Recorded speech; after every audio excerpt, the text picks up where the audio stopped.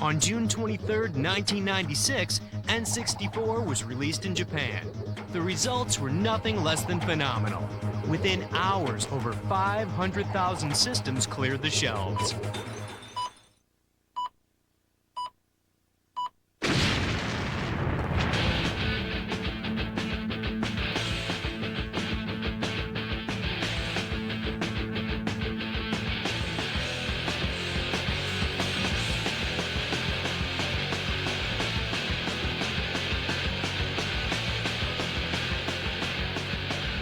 On September 29th, N64 is scheduled for release in North America. The system is about to change. But before it does, we decided to invite 3 of the best gamers in the country to put it to the test. This is N64.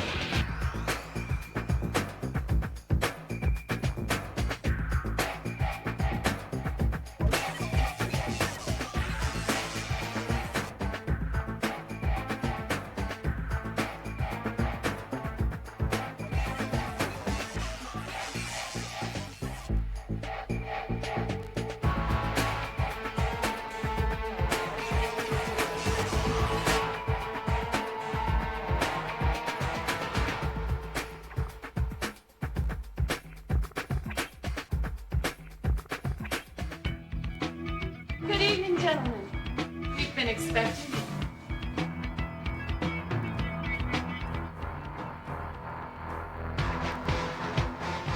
This is it, the power of N64, the driving force in the next generation of video games. With 64-bit technology, you're witness to moves and graphics that no other system can match. 360-degree viewing, 3-dimensional graphic interpretations, anti-aliasing for crisp graphics, and too many other things that are just going to blow your mind.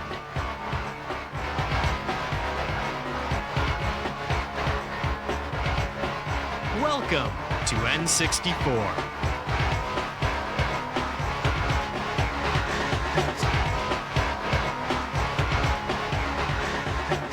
Greetings, gentlemen. Your journey begins this way, and from this way we go that way.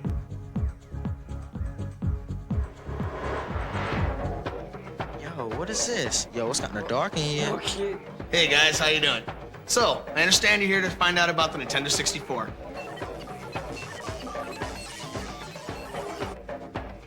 Nintendo 64, we call it that because it happens to be the world's first 64-bit hardware.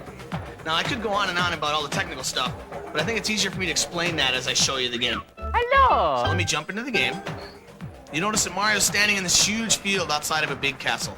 Now, if I take the control stick and I just move it a little bit, you notice that Mario starts to tiptoe. If I move it a little bit farther, Mario starts this kind of slow walk. Crank it and he goes full-out sprint. Whip it in circles, full 360-degree control.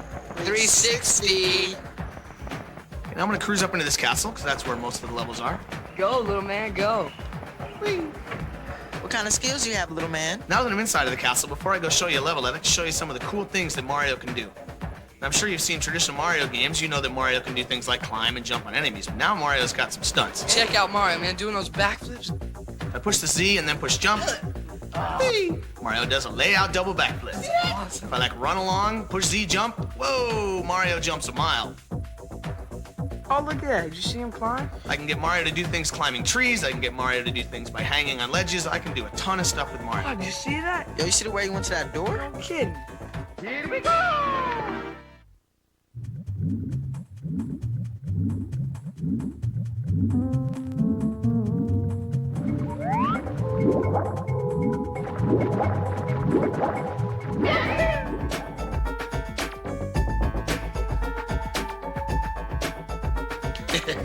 Control stick is cool. It actually allows full 360-degree control.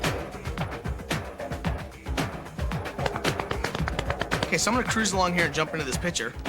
Oops. Hey, how'd you do that? Actually, it was pretty hard. We had a bunch of R&D guys with busted heads.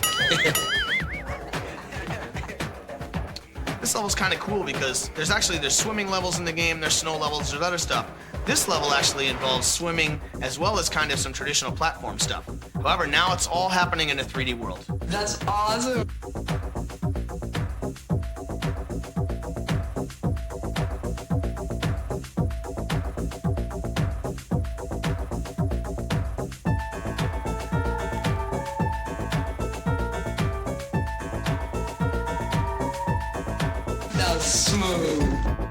There's one other cool area I'd like to show you in the game before we move on to the other products.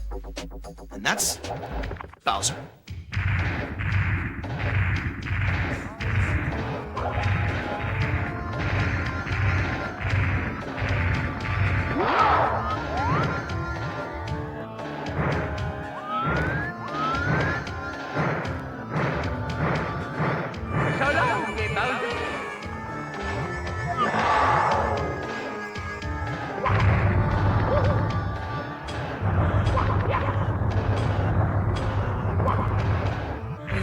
This is too cool. I'm not going to go all the way through this level, but I just want to show you some of the cool things you can do in here.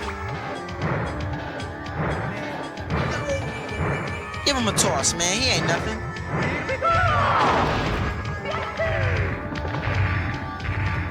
Anyway, I think I could go on for about the next 20 hours telling you about Mario 64, but I think it's time we move on to Armand, who's going to show you Pilot Wings.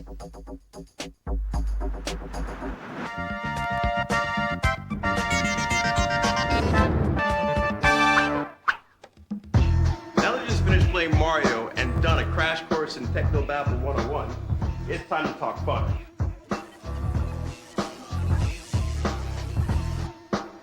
What's really different about Pilot Wings is that you get to deal with more than just airplanes. You've got hang gliders, you've got rocket packs, and you've got gyrocopters. It's the most unique flight simming game you've ever played in your life. When you're playing the game, you feel like that you're actually in the game. For example, in this hang glider level, there's going to be some rings you got to fly through. That's the first part of it. Now you got to be sure that you're making yourself steer really steady because the mountains are in close, okay? Now when you go through all the rings, make sure that you pull the joystick down to swoop your plane upward. Swoop just like that, just like that. When you're going in for the landing, you want to use your A button, or commonly known as the blue button.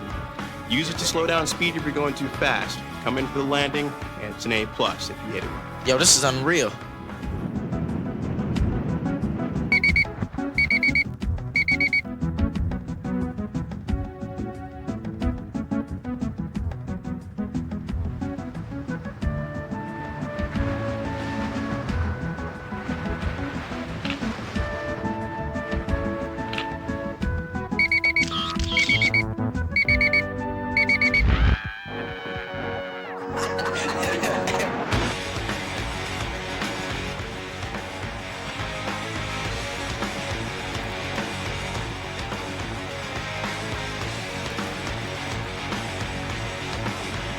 When you get to the point where you think you're actually good at this game, try this.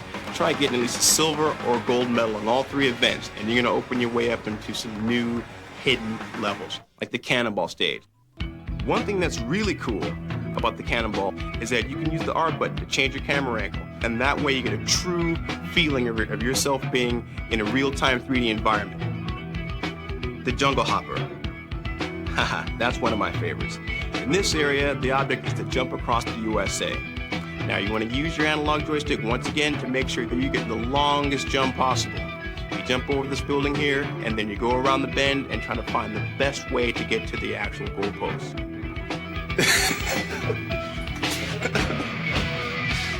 You still got one more game to play. Shadows of the Empire.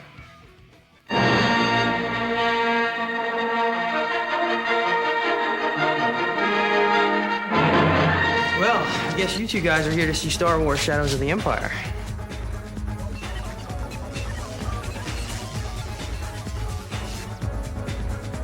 I guess I'll cut to the chase and get right to the game, which is my favorite part. One of the really unique things about Star Wars is that there are several different game types in this game, actually. You fly a snowspeeder over the ice world, you're a guy in a corridor in a maze type level. You actually fly in a spaceship. You ride a swoop bike, which is kind of like a big speeder bike across the land. And one of the coolest parts in the game that I really like is these big walker guys.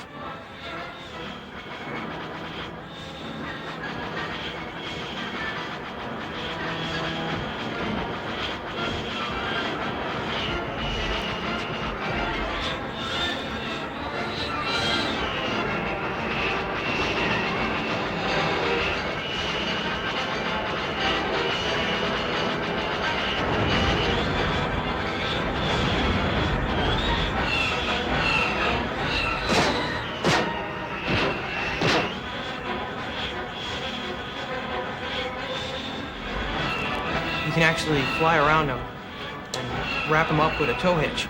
And you can circle them just like in the movie. And then you can trip them up. Love that part.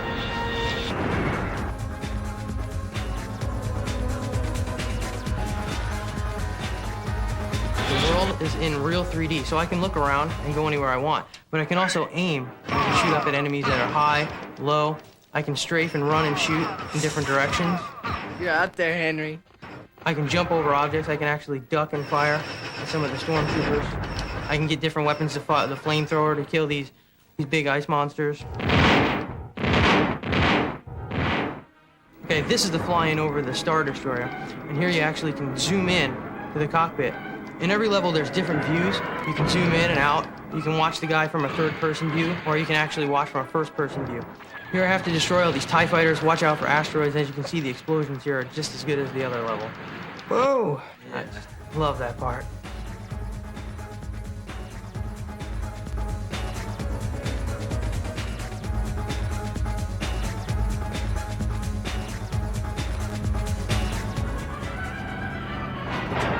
Here's the swoop bike level.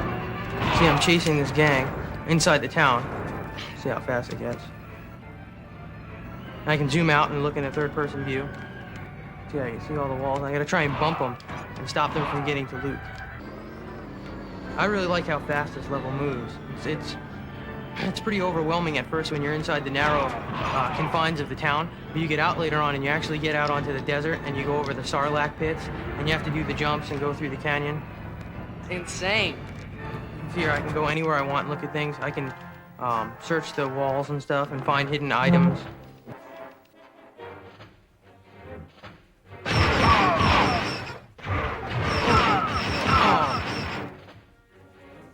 Well, that's just some of Star Wars Shadows of the Empire. Whoa, those are 3 great games. We've only scraped the surface. There's more?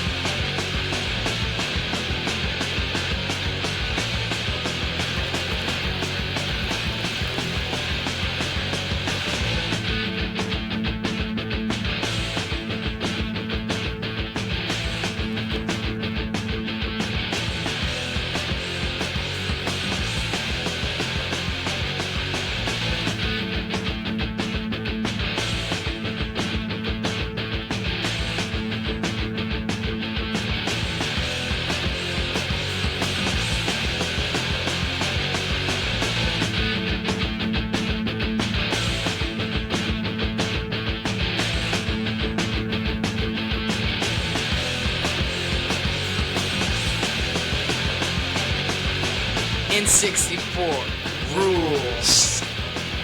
On September 29th, N64 will be released in limited quantities. You know the date, you know the system, you know what to do, you don't want to wait.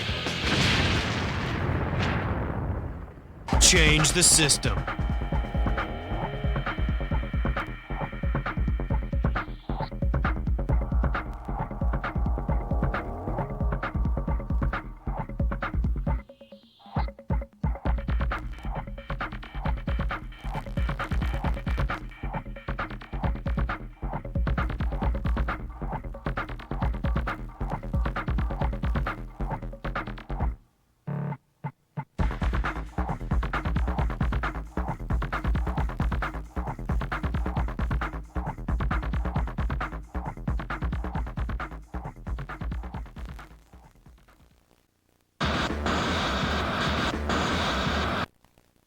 You still want more?